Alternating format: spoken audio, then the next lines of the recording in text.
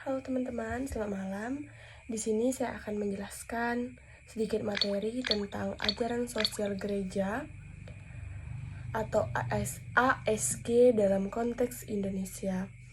Ajaran sosial gereja dalam konteks Indonesia adalah refleksi iman Katolik yang menjawab persoalan-persoalan sosial, ekonomi, politik, dan budaya bangsa Indonesia berdasarkan terang Injil dan martabat manusia. Dalam konteks Indonesia yang majemuk, ASG menjadi landasan moral dan spiritual bagi umat Katolik untuk terlibat aktif dalam kehidupan bermasyarakat dan bernegara.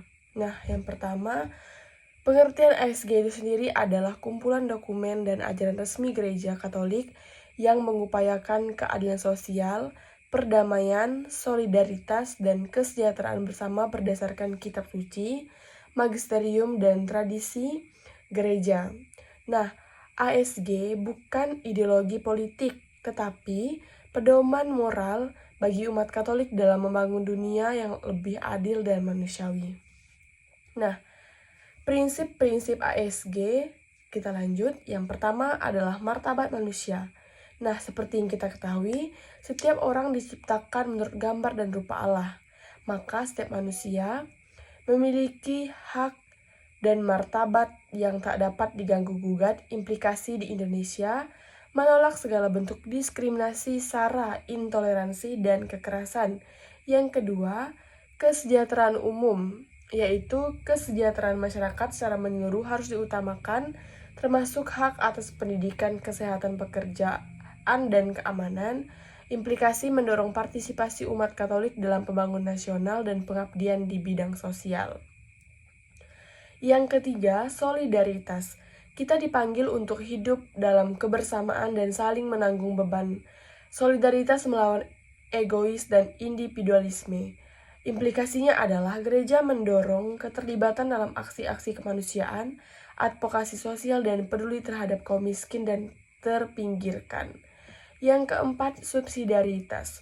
Masalah-masalah sosial hendaknya diselesaikan pada tingkat masyarakat yang paling dekat dengan persoalan itu sendiri, bukan oleh otoritas yang lebih tinggi, kecuali memang perlu.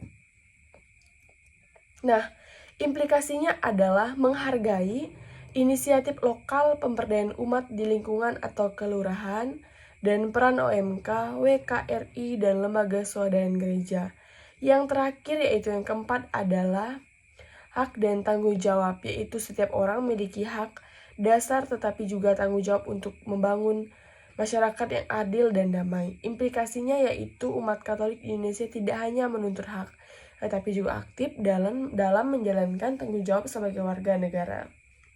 Nah, kita masuk ke poin yang ketiga, yaitu ajaran sosial gereja dalam Religius Indonesia. Yang pertama adalah kemiskinan dan kesenjangan sosial. Nah, di sini gereja mendampingi petani, buruh, nelayan, dan kelompok marginal.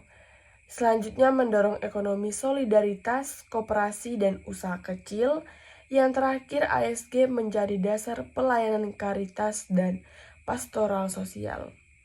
Nah, selanjutnya bagian kedua, korupsi dan etika politik. Di sini ASG berperan dalam rupa gereja menyerukan politik sebagai panggilan luhur untuk melayani, mendorong kader-kader Katolik untuk terlibat aktif dalam politik dengan integritas, dan ASG menolak penyalahgunaan kekuasaan, money politik, dan manipulasi hukum. Yang ketiga yaitu kerusakan lingkungan. Nah, ASG menekankan pentingnya ekologi integral atau Laudato Si. Gereja Katolik di Indonesia terlibat dalam gerak pelestarian hutan, pengelolaan sampah, dan energi terbarukan. Yang terakhir adalah multikulturalisme dan toleransi. Dalam konteks pluralisme Indonesia, ASG mendukung dialog antaragama, kerjasama lintas iman, dan pendidikan kebenekaan, lalu mewujudkan Pancasila dalam praktis hidup sehari-hari. Nah, masuk poin keempat, peran umat Katolik di Indonesia berdasarkan ASG, yaitu umat dipanggil untuk yang pertama, menjadi garam dan terang dunia seperti yang dikatakan pada Injil Matius bab 5 ayat 13 sampai dengan 16, di tempat kerja, masyarakat, dan dunia politik. Yang kedua, membangun budaya kasih dan keadilan di tengah bangsa dan yang plural. Dan yang terakhir adalah terlibat aktif dalam transformasi sosial, bukan hanya sebagai penonton tetapi sebagai pelaku perubahan yang berlandaskan iman.